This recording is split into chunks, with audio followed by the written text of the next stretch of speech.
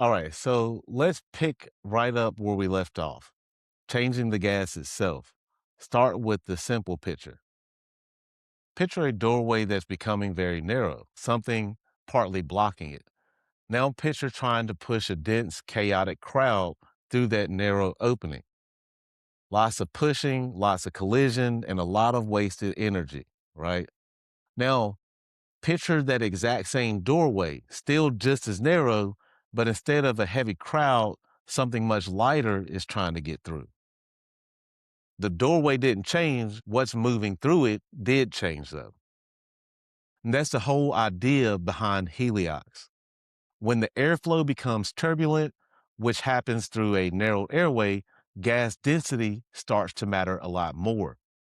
Denser gas creates more resistance. Helium is far less dense than nitrogen that normally makes up most of the air that we breathe. So replacing a good portion of that nitrogen with helium lowers the density of the whole mixture, which reduces turbulent resistance and makes it easier to move gas through that narrow space. Now, that crowd analogy only goes so far, so let's be precise here. Heliox doesn't shrink the obstruction, and its therapeutic advantage isn't that we're giving some special kind of oxygen. The key property we're changing the density of the gas itself. The obstruction is still there, but Heliox just makes moving gas through it less costly. So when does this actually help? Think of it as a pattern, narrow airway plus turbulent flow. That shows up in the upper airway obstruction, the post-extubation stridor, swelling after a breathing tube comes out, croup in kids, and selected cases of severe asthma. Heliox isn't the first line fix for any of these issues. It's something we add on while the real problem, the swelling, the inflammation, or the obstruction gets treated some other way. It buys the patient easier breathing and buys the team time without asking the patient to work nearly as hard to move air in and out in the meantime. And here's the built-in limitation, and it's important to know this. Heliox only helps if there's still enough helium in the mixture to actually lower density. If a patient needs a lot of oxygen, we have to replace more of that helium with oxygen.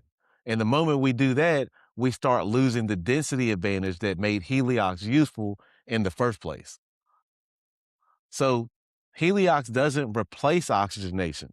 It doesn't replace the bronchodilators, doesn't replace airway management, and also it won't replace ventilatory support when a patient actually needs it. Now, here's the detail that trips people up in practice, and it's worth slowing a little down for. A oxygen flow meter is built and calibrated around oxygen's physical properties, but Heliox behaves differently. It's much less dense of a gas. So when Heliox runs through that oxygen calibrated flow meter, the number on the dial doesn't represent the actual flow reaching the patient. It's an indicated flow, not actually the real flow, the real one, right? So we correct for that. For an 80-20 helium to oxygen mixture, we multiply the indicated flow by 1.8. For 70-30, we multiply by 1.6, and for 60-40, we multiply by 1.4. So let's actually run one. Say the flow meter reads 10 liters per minute on an 80-20 tank. Multiply that by 1.8, and the actual flow reaching the patient is about 18 liters per minute, almost double what the dial actually shows. Just to be clear on the terms, indicated flow is what the oxygen calibrated flow meter shows you. Actual flow is what's really moving through the system. And if you miss that correction, then you can misjudge how much gas a patient is actually receiving. And remember that this correction applies specifically to that oxygen calibrated flow meter setup.